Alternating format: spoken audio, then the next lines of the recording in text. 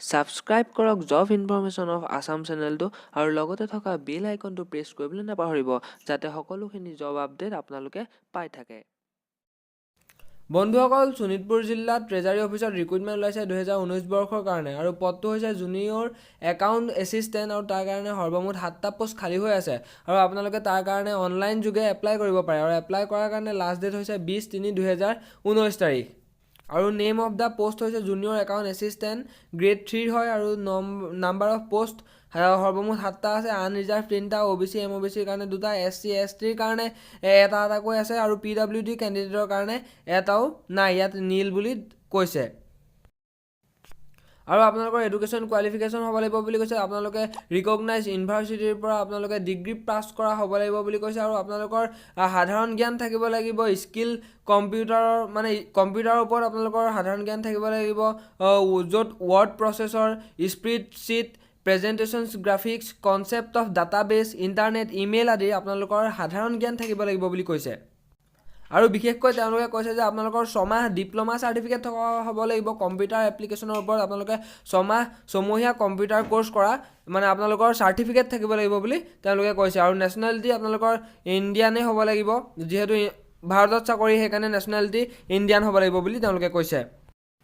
আৰু selection processor কথা কৈছে যে আপোনালোকে প্ৰথমতে আপোনালোকৰ 300 মাৰ্কৰ এটা ৰিটেন টেষ্ট দিব লাগিব, য'ত থাকিব জেনেৰেল ইংলিছ আৰু জেনেৰেল মেথমেটিক্স আৰু জেনেৰেল নলেজ 100 মাৰ্কৰ, জেনেৰেল মেথমেটিক্স 100 মাৰ্কৰ আৰু জেনেৰেল ইংলিছ 100 মাৰ্কৰ। আৰু আপোনালোকৰ তাৰ ভিতৰত কি থাকিব ইয়াত দেখুৱাই দিছে: প্ৰেচিজ ৰাইটিং, ড্ৰাফটিং, কম্পজিশ্যনছ অফ গ্ৰামাৰ আৰু SSLC ষ্টেণ্ডাৰ্ডৰ মেথমেটিক্স আৰু জেনেৰেল নলেজটো সাধাৰণ জ্ঞানৰ বিষয়ে প্ৰশ্ন আহিব।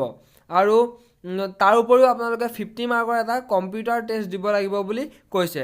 আৰু যোনে ৰিটেন টেষ্টত পাছ কৰিব তেওঁলোকেহে আচলতে 50 মাৰ্কৰ সেই কম্পিউটাৰ টেষ্টটো পাছ কৰিব আৰু ফাইনেল যোনটো ৰিজাল্ট ওলাব তেওঁলোকে এই কম্পিউটাৰ আৰু যোনটো ৰিটেন টেষ্ট হ'ব দুইটাৰ ওপৰত যোনটো এগ্ৰিগেট মাৰ্কছ হ'ব, এগ্ৰিগেট মাৰ্কছটোৰ ওপৰত ভিত্তি কৰি পেলাইহে তেওঁলোকে ফাইনেল ৰিজাল্ট দিব আৰু সেইটোৰ ওপৰত আপোনালোকে ভিত্তি কৰিহে ফাইনেল ৰিজাল্টটো পাব।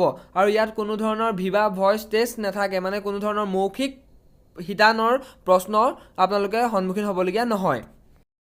আৰু হাউ টু এপ্লাই আপোনালোকে কেনেদৰে এপ্লাই কৰিবৰ কাৰণে www.dcsonitpurtreasury.com আপোনালোকে অনলাইনত গৈ পেলাই আপোনালোকে সেইটো ফৰ্ম ফিল আপ কৰিলে আপোনালোকে ইয়াত এপ্লাই কৰিব পাৰিব। আৰু তাৰ কাৰণে আপোনালোকক SSLC এডমিট কাৰ্ডৰ পৰা আদি কৰি ইয়াত যোনখিনি লিষ্ট আছে এই সকলোখিনি বস্তু আপোনালোকৰ ডকুমেণ্ট লাগিব। আৰু কৈছে যে ইয়াততো এটা ডেট দিছে যে 10-3-2019 তাৰিখৰ পৰা ইয়াৰ 20-3-2019 তাৰিখৰ 5টা বজালৈকে ইয়াৰ আচলতে অনলাইন কৰাৰ লাষ্ট ডেট থাকিব। আৰু যদি আপোনালোকৰ কিবা সবিশেষ জানিবলগীয়া আছে তেন্তে আপোনালোকে ডেছক্ৰিপশ্যনত দিয়া লিংকত গৈ সকলোখিনি কথা গম পাব পাৰিব। যদি ভিডিঅ'টো ভাল পালে তেন্তে লাইক, কমেণ্ট আৰু শ্বেয়াৰ কৰিবলৈ নকৰিব। সকলোৱে মোৰ চেনেলটো প্লিজ ছাবস্ক্ৰাইব কৰি দিব। ধন্যবাদ।